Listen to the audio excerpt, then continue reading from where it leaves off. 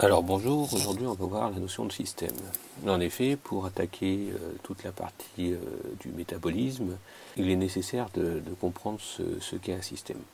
Alors par définition, un système est délimité par une frontière réelle ou fictive, donc qui possède un volume et qui est délimité par une surface, alors, pour essayer de coller un petit peu au monde du vivant.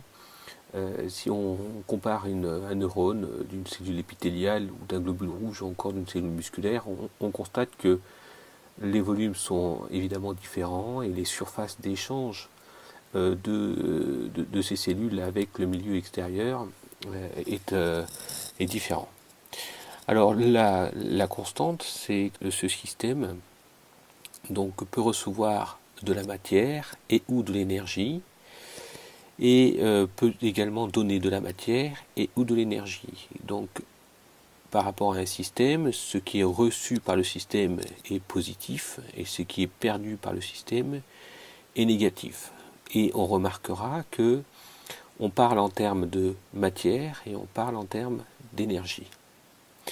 Alors, donc, on peut distinguer trois types de systèmes. Un système qui est ouvert est un système qui, donc, peut partager de l'énergie avec le milieu extérieur, mais également de la matière.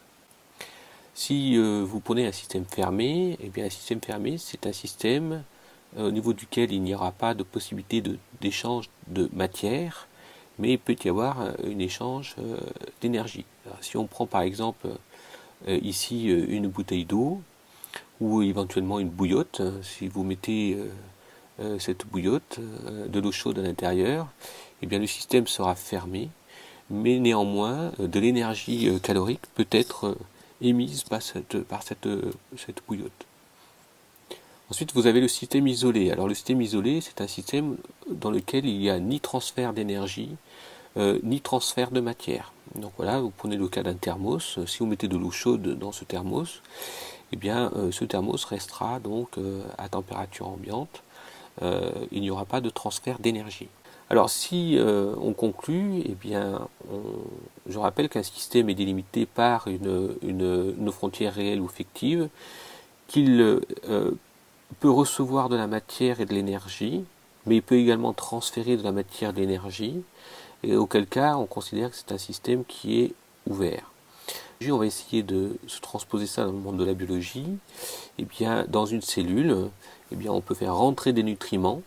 Ces nutriments peuvent subir un certain nombre d'événements comme l'anabolisme ou le catabolisme, et à partir de là, on peut émettre de l'énergie sous forme de chaleur ou une énergie mécanique par exemple, et par ailleurs, on peut également libérer des déchets.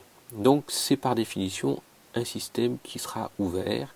Tout le métabolisme qui sera étudié par la suite sera considéré dans un système qui sera ouvert, mais étudié dans des systèmes donc de tube à essai, donc des systèmes qui sont fermés. Voilà.